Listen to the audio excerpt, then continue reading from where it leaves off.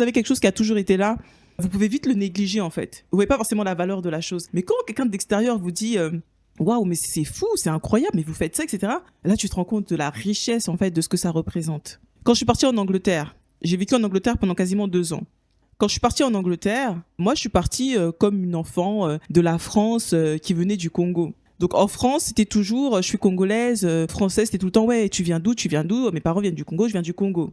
En Angleterre, je me suis jamais sentie aussi française de toute ma vie. Dire que déjà en Angleterre, les gens avec qui je travaillais, par exemple, et c'était assez multiculturel, mais les gens reconnaissaient en moi la française. C'est-à-dire, ils disaient, ouais, t'as vraiment des comportements de française, une attitude de française, un palais de française.